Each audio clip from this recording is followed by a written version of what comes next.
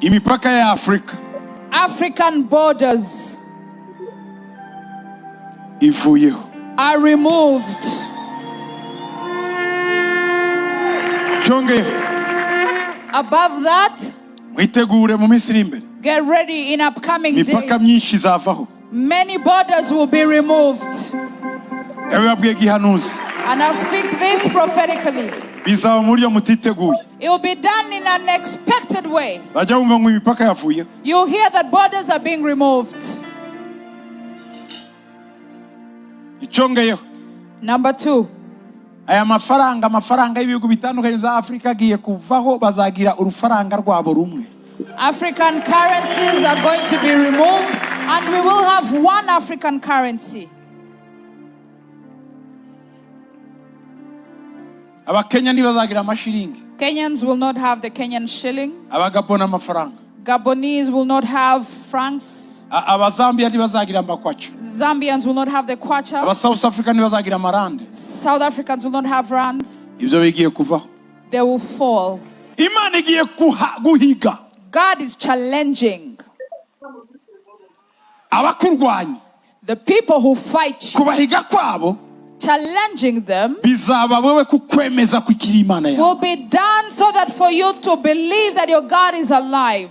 Wewe bizaba ibimenyetso For you it will be signs and wonders bikwemeza kwikiri Imana yawe. to convince you that God is still your Muri God. byo twaciye mu Afrika, All the things we have gone through as tuhagaze ku Africans, musozi Herimoni nk'abahanuzi b'Imana, we stand on Mount Hermon as prophets, tuvuge ngo Afrika, saying, Africa, imipaka yawe niveho. let your borders be removed. Bagaze na autorite y'umuhanuzi, I stand with prophetic authority. dukuyeho imipaka ya Afrika. We remove all the borders of Africa. Hosea 12:10. none se babarokore bahora bavuga ngo ibi bintu na antikristo bo bizagenda biti?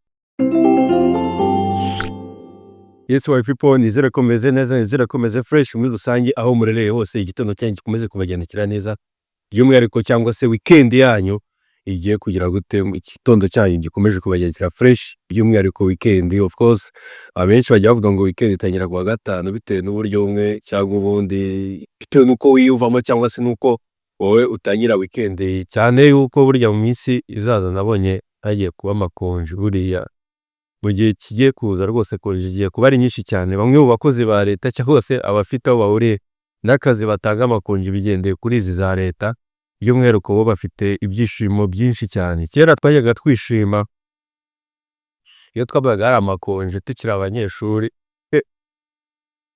abanyeshuri bamwe mu bantu cyane bizihiza cyane ikintu cyitwa konje cyangwa se bishimira ikiswe konje, by'umwihariko haba hari igihe kinini cyane uri ku ntebe y'ishuri uri kwiga, ariko baciyemo agakonje abenshi barakishimira, ntazagira umuntu umbeshya cyangwa se yagira uwumbeshya avuga yuko agakonje nawe atagira gute atakishimira. Nizere rero ko mumeze neza, by'umwihariko abari mu gihugu cyacu cy'u Rwanda, ntaro ko ari enye ndetse n'umujyi wa Kigali, nanjye mumerereye mwese, nizere ko mwaramutse amahoro cyangwa se weekend muyinjiremo neza cyane kabisa. Ubwo sinakwibagirwa intara ya gatandatu diaspora, nivuga diaspora ubwo ni abatuye hanze y'u Rwanda, by'umwihariko b'abanyarwanda ari East Africa cyangwa se abari muri West Africa na South Africa na North Africa, bose aho bari fakuba gusa ari Afrika muri rusange yose, mwese nizere kumeze fresh. Ubwo no hakurya y'amazi cyangwa se muri Leta Zunze za Amerika, mu Burayi se, Canada, muri Oceania cyangwa se muri Asia, mwese nizere ko meze fresh cyane. Igitondo cyanyu cyakomeje kugendekera fresh, ubwo ari n'abari ku masaha y'umugoroba, kuko abenshi nitugendana ku masaha amwe, nizere ko mwebwe umunsi wanyu namwe ubashe kubagendekera neza. Nibyo koko nkunda kubabwira ngo weekend ni kimwe mu bintu ubundi twagakore kujya twiha intego kuva ku wa mbere tukajya muri weekend tuvuga ati intego zacu hari icyo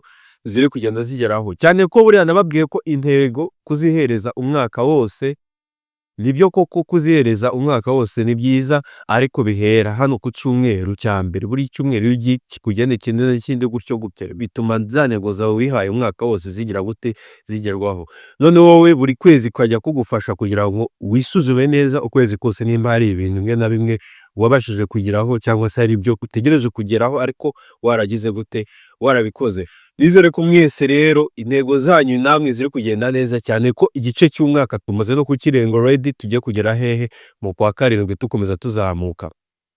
umwaka ntugitinda, igihe kiragenda. Nibyo nanjye ndabifuriza ko intego zanyu umwaka wose zigira gute zikomeza kuba successful cyangwa se zikomeza kugerwaho, by'umwihariko aho mudukurikira hose kuri Gospel 250. Kora subscribe niba utarayikora, byaba byiza cyane kugira ngo nawe ujye ubana gatanu kandi umunsi ku munsi hano kuri Gospel 250. Ni Valeri mubana umunsi ku wundi. Nashizeho nimero zanjye hariya kugira ngo niba ufite igitekerezo cyangwa se inyunganizi ushobora kugira gute, ushobora kunyandikira cyangwa se ukamvugisha kugira ngo nawe ugira iki ubashe guparticipa cyangwa se gutanga umusanzu wawe kuri Gospel 250. Nibyo koko dukeneye byinshi cyane, dukeneye inama, dukeneye ibintu byinshi, dukeneye abaza kugira ngo tuganire n'ibyo, ariko by'umwihariko bibanda kuri gospel cyangwa se ufite ubuhamya bw'Imana yabakoreye.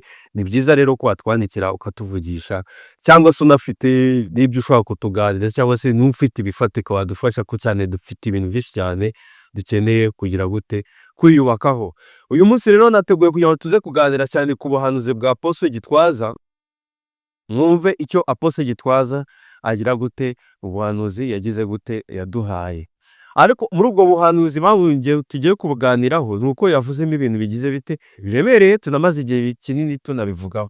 By'umwihariko yavuze ko Afurika muri rusange igiye kuzagira gute, ishobora kuzaba igihugu kimwe, hakajyaho n'iki ikiswe ifaranga rimwe. Imwe twahoze tuvuga ngo by'amafaranga iki n'iki, abarokore bamwe batagira bati batabyemera. Leta Gitwaza yagize gute abivugeho cyangwa se yanabivuzeho kugira ngo nibura basi namwe abafite iki kintu kinini cyane mwashidikanya. By'umwihariko hari benshi bagendera kuri aba bantu. Impamvu bivuze gutyo ko si ukuvuga yuko kuba Gitwaza yabivuzeho utarabyemeraga ugomba kugira gute, ugomba kubyemera, ariko hari byinshi tuba tugomba kugira gute tuganira tugahugurana. Ni byiza ko dufata amagambo nk'aya ya ba Gitwaza cyangwa se n'abandi bantu bakomeye tukayapureyinga, tukagira ibyo tugiraho tuganiraho n'amakomantere amwe n'amwe, namwe mukabyiyumva cyangwa se mukabikurikira.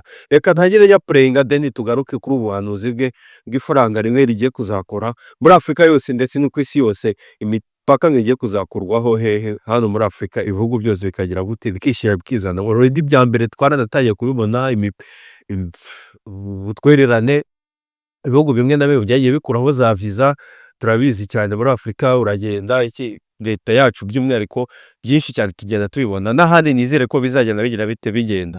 Ubuhanuzi ntibwaba buri gusohora cyangwa se bwari ubuhanuzi bwa nyabwo, nibyo dutegereje kugira ngo twumve, deni natwe tugaruke tugira dute tubiganiraho gatanu ku kane. Imipaka ya Afrika, African borders ivuyeho, are removed. cyongeye Above that, mwitegure mu minsi iri imbere, get ready in upcoming imipaka days. myinshi izavaho. Many borders will be removed. Yababwiye gihanuzi And I'll speak this prophetically. bizaba muri yo mutiteguye. It will be done in an expected way. Bajya bumva ngo imipaka yavuye, You'll hear that borders are being removed. icyongeyeho Number 2, aya amafaranga y'ibihugu bitandukanye bya Afurika agiye kuvaho, bazagira urufaranga rwabo rumwe. African currencies are going to be removed and we will have one African currency. Abakenya ntibazagira amashiringi, Kenyans will not have the Kenyan shilling. abagabona amafaranga, Gabonese will not have francs. abazambia ntibazagira amakwaca, Zambians will not have the kwacha. aba South Africa ntibazagira amarande. South Africans will not have rands. Ibyo bigiye kuvaho. They will fall. Imana igiye guhiga God is challenging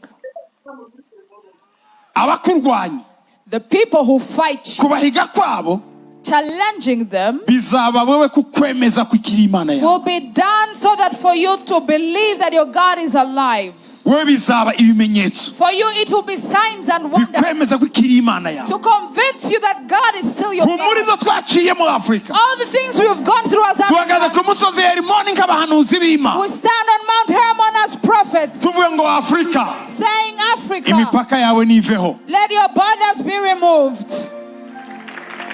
Bagaze na autorite y'umuhanuzi, I stand with prophetic authority. dukuyeho imipaka ya Afurika. We remove all the borders of Africa.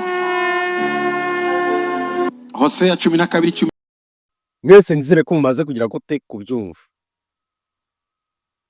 Ubuhanuzi bwa Gitwaza buhatse iki cyangwa se uko mubutekerezaho bite n'iki gihe tugezemo? Yabuhanuye mbere, murabona ibyo yavuze bitasa nkaho bigiye gusohora. ntituraza kugira ngo dukritike ku byo Imana yavuganye nawe, ariko turi hano kugira ngo tugere dute tuganire. Ni ukuganira, ntimubifate nk'aho ari ibintu byo gushaka gukritika ibyo Imana yabwiye iki Pst Gitwaza, ariko by'umwihariko ibintu yavuze biragaragara ko bigize bite igiye gusohora, ahubwo byagatangiye already. Nyuma ya Afurika cyangwa se hakurya hari ibyitwa amafaranga ya payi cyangwa se cryptocurrency, harimo aya mafaranga bagira bate y'ikoranabuhanga twakomeje kubabwira. Muri Afurika already ntago turatangira kuyakoresha mu buryo bwemewe cyane ko leta yacu cyangwa se beneri ntiragira gute ntirabyemeza, ntaraba launched. Ariko muri Aziya cyangwa za hehe amafaranga atangiye kugira gute gukora, ushobora kugenda ukishyura mu buryo bwa payi bitewe n'uzi uri gukoresha iyo coin yitwa payi network wa mayinize. Ho hari ibihugu bimwe na bimwe mukora ama exchange mu kugura ibintu cyangwa kugira gute. Already biragaragara ko mu gihe cyazazi n'ahangaha naho ushobora kuzagera gute kuzafata mu gihe twe tutazi ushobora kuzaba pe. Nawe babwiye ko amafaranga uko ahindagurika mu buryo bumwe na bumwe tugomba kwakira ko hagiye kuzaza ifaranga rimwe. Ubu isi ryaba ari ryo faranga ntuza Apostle arimo akomeza gutubwira Gitwaza, kuko iri faranga rivuga nekereza ko bashobora kudashiraho amafaranga agize gute afatika nk'aya, bagashiraho amafaranga ari digital ngayo ngaho tuba tuvuga ngo amafaranga ari cryptocurrency cyangwa se amafaranga agize gute amayining. Aya macoin akaba ari yazagira gute ashobora kuzaba ifaranga rimwe nkuko babivugamo. Apostle Gitwaza mu kubivuga uko nicyo kinahise ntangira gutekereza.